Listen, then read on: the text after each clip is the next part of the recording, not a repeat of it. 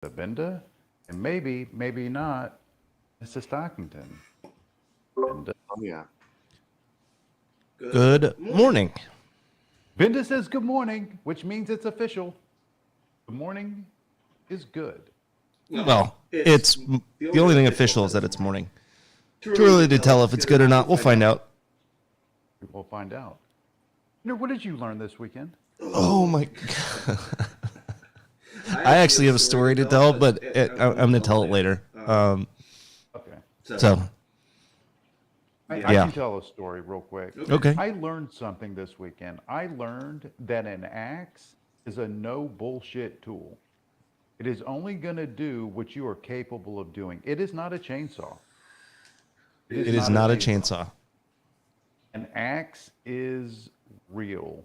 That is Your revelation is that an axe is not a chainsaw. man, when it comes to like the energy and that you have to exert and let's put it like this. So I chainsawed a bunch of like trees that I had taken down, and there were some ones that I found in the forest. So I just kind of lugged up and brought closer to the house to cut up for wood, that kind of stuff. So the older trees I kind of cut down, and then I was like, okay, so I got this new axe. I haven't used it yet. Let's see what this is all about. So I'm sitting here just whacking it, man, just absolutely blistering these stumps, and I'm like, this is easy, like 10 minutes, and then another 10 minutes goes by, and I am just drenched, exhausted, tired. So I finished what I was trying to accomplish, but that night there were parts of my body that hurt that I didn't even understand were a part of this game, were a part of the deal. Axe is real. It is a real thing. Do you guys feel like the only reason Hells Bells is doing this work is so he can talk about it, so he can talk about like how manly he is out there with a chainsaw and an axe, So and how much work and exercise, and because that's what I hear. Or I can come to the conclusion that my entire life before now, I have been soft as fuck and had no idea what real manual work and labor actually was. Like not like like going to the gym and creating like designer muscles and designer fitness, but like real actual stuff that like people used to do, like in a real way. I Real don't know. stuff people used to do. Yeah.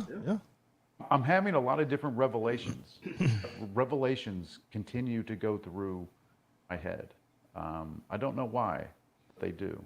I don't know. I did learn that there are a lot of scorpions on my property, Ooh. which I already knew. But I mean, that's just kind of just comes with the territory. But we took a black light out and went walking around. There's a picture one for you. Yeah. No, my parents are not happy with scorpions. Yeah, there's lots of them out there. We found a bunch. And they hurt too. Yeah, they'll sting. They definitely hurt. Yeah. All right. Well, let's talk about what the world is talking about. We got a big week this week, Bender. Yay! Lots of trickerations and fuckery, and then probably lots of waiting for stuff. I'm gonna guess. Yeah. It's like I started really going through everything that we have in front of us. And I knew there was a lot, but it's like I started going through everything. And it's just like, and this might be one of those weeks that it's best to just like, I don't know, be on a beach and just, and then come back in the following week. There's between the ERs, the Fed, where the dollar is sitting, there is just so much out there that they can really turn this whole thing over on its head.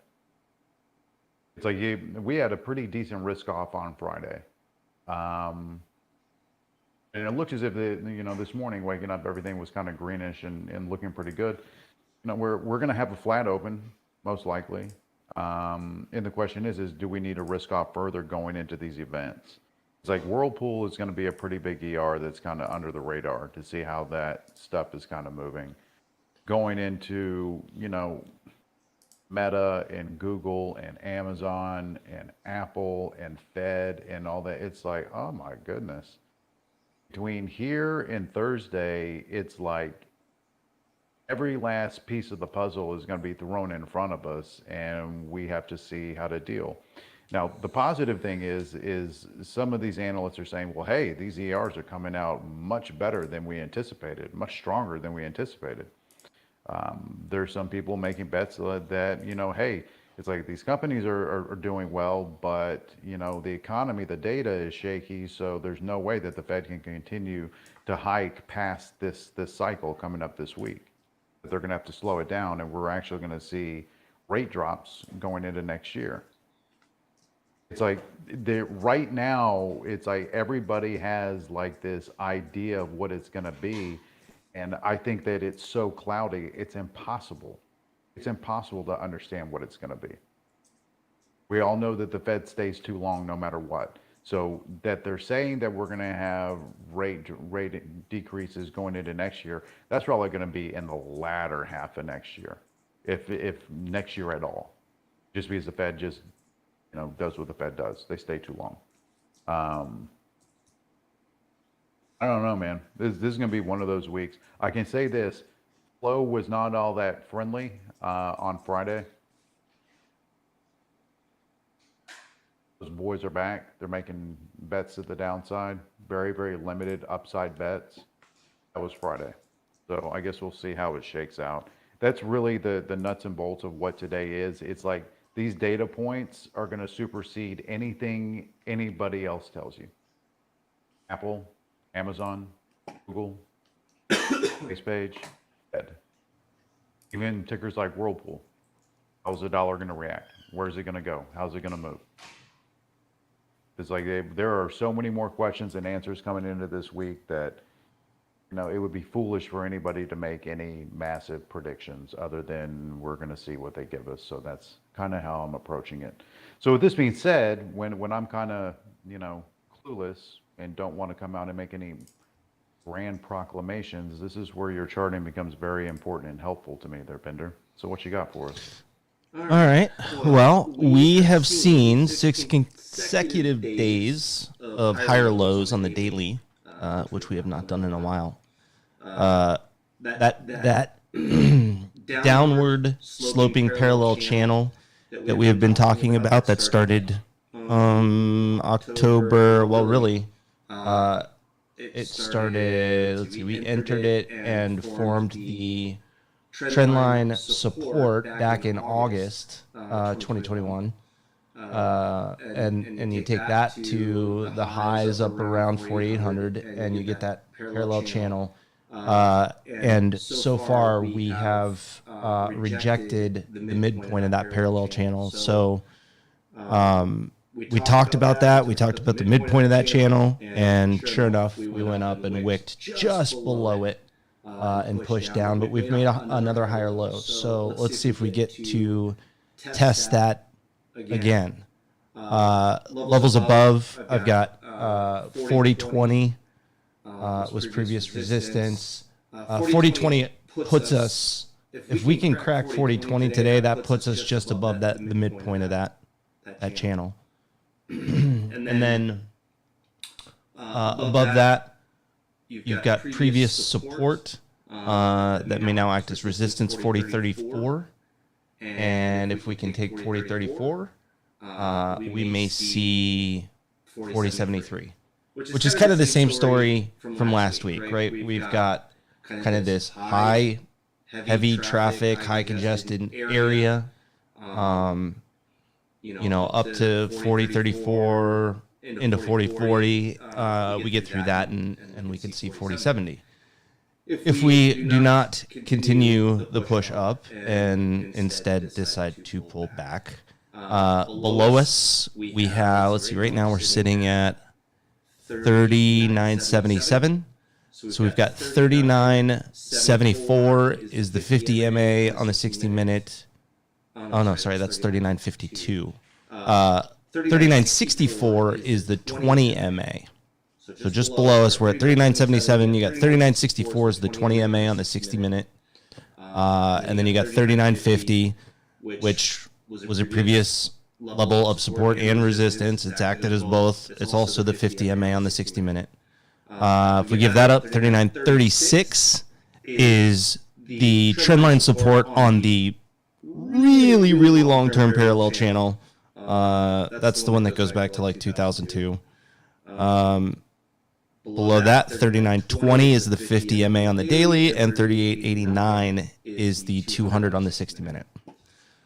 So if I know I gave a lot of numbers, but I would say that intraday, most important in the short term, got to get above 4,000, got to get above 4020 after that.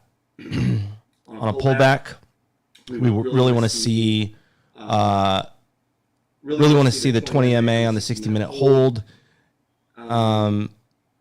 but really 3950 and 3936. So that's what I'll be watching. And here is a chart for reference that shows that midpoint. Messy, man. It just seems so messy coming into this. And so many conflicting. It's like we can have Apple surge and Amazon dump. We can have, it's like there's so many different pieces to where one can blow out and keep us and push us higher. The other one can miss and dump us. Mm-hmm. And then we have the Fed right in the middle of the whole thing. Right in the middle of the whole dance. Oh, it's like, what are we thinking? Are we thinking that we're scalping like ninjas this week? Get in, get out, and move? Is that, or can we actually set a course? Well, I think again we're in an area that gets very messy until we get above that 4070. Until then, it's expected that we will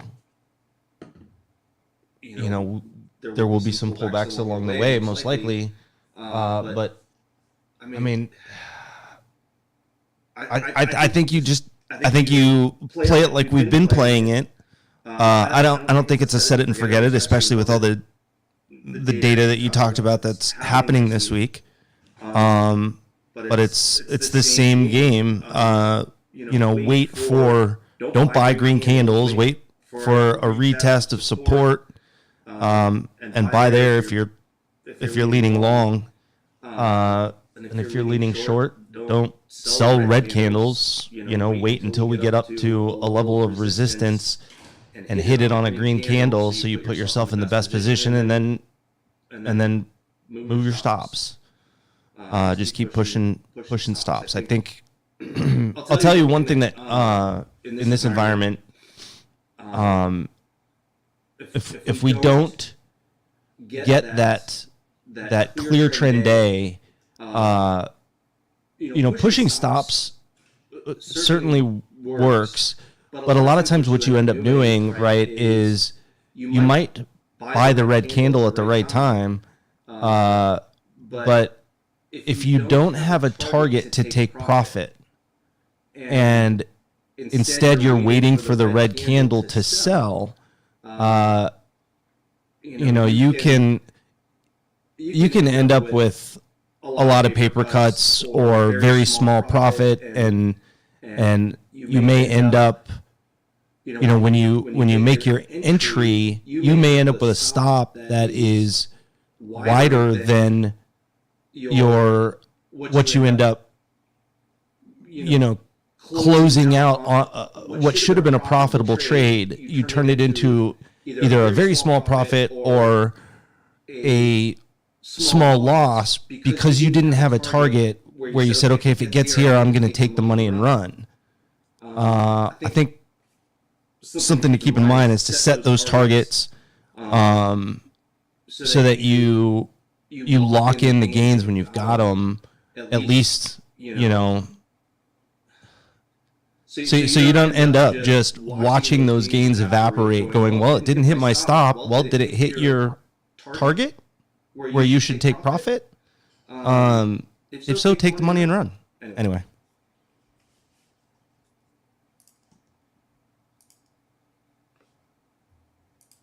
That's all I got. I think that's great advice because I know I've had great entries and then I get to the target and I'm like, okay, we can get a little bit more. We can get a little bit more. Then I'm not maximizing the profit at the end of the day, which should and could have been had. So I think there's a hell of a lot of truth to everything that you said, and I think it's great advice. Stockington, Agent Stockington, is he still in Tahoe? Hello, I'm here. Oh, there he is. I'm back. Picture says 1,000 words. There's my take-home T-shirt from the big wedding. That's amazing. Ender, did you know that he had a blunt roller at this wedding he went to? Yes. Yeah. Oh man. Yeah. So the story from that one was, really good buddy from a long time, like goes to hand it to me, and I'm like, no, I'm good. And he's like, yeah, like what was it? Like, yeah, I get it, COVID, I'm like, yeah, everyone breathing on that same thing, COVID, but what about the herpes? And he like freezes, looks at me, looks at the blunt in his hand, and just is in shock and tosses it. It was great. I was just laughing at him. All right, Bender. So quick note: we never invite Stockington to any party or anything that we do. That he is officially a lost cause. We knew this. Indeed, but it's like I was trying to give him the benefit of the doubt. He might be the fun police. He might actually be the fun police. I'm trying to help people out here. Avoid the deadly diseases and the not so deadly diseases. Wonderful. It was a good time. Okay, yeah. So, I really appreciate all these entry exit tips, Bender. Like this is stuff I really am trying to work on for sure. As far as like levels that I have up, so Apple, I had this line at 154.50. It just kind of drifted below that. That was going to be my line to take it long. So see if we can pop that to the downside. On Apple, I've got a dark pool at 153.85. And then I had a short entry line at 153.4. I had AMD. I dropped the chart in here, a 1 hour chart where it looks like it is losing an uptrend. I was looking to take AMD short potentially below 87.2. And then I had Microsoft on the list as well. Microsoft had popped my call trigger. Pre-market was 261 flat. It's got a dark pool below at 260.36. So I'm going to just kind of be keeping an eye on the reactions to some of those. It also has this, I had a line above 261.6 that could turn out to be important. And then not on the list, but I do have an alert set on BABA that should pop in the room here if it breaks. BABA was a weekly inside bar with the bottom being at 99.6. So if that breaks, we could get some momentum to the downside. But that's all I got. All right, so it would appear, Bender, that everybody's kind of walking into this thing with eyes wide open. And it's like we want to be prepared. We want to, have a plan to be tactical and to be able to really, really work it. But right now, we don't even know what cards we're dealing with, is really what it sounds like from both what you said, Stockington, and in a lot of ways what I was saying, that we really, really, we have an idea, but none of us are really willing to step out and say anything affirmative other than we have to wait and see. We have to wait and see. And I know that flow on Friday was trash. The flow on Google just is not friendly, even though they closed out of a lot of puts. Flow on Apple was just really lacking any type of upside excitement. Amazon flow, however, was nice. I got to say, Amazon flow was pretty good. Tesla flow, shots to upside and downside. Semi-flow really started to pull back quite a bit towards the end of last week. I think they were anticipating being able to pop it hard coming into the end of the week, but when that legislation and that vote was delayed to this week, I think that took some of the sales out of that move. So semis have to be on watch. They're a huge piece of the puzzle. Dollar obviously on watch, massive piece of the puzzle. Its earnings implications, and the dollar coming into the Fed is always a big deal. Again, last week we all killed it, right? What was the conversation we had in the end of Friday? We absolutely dominated last week. Everybody did very, very well. And the goal was to celebrate over the weekend, to make sure that we really, really acknowledge how great of a week last week was. Really, because you have to enjoy the positive moments of what you're doing. But come Monday morning at about this time, we got to wipe all those grins and all those smiles away, because we have a whole new week with a whole new set of circumstances to navigate through. So it's important to celebrate the victories, but the slate is clean now. Nothing matters except for what happens moving forward and how we treat our accounts, our capital, the rest of the week. That's what matters.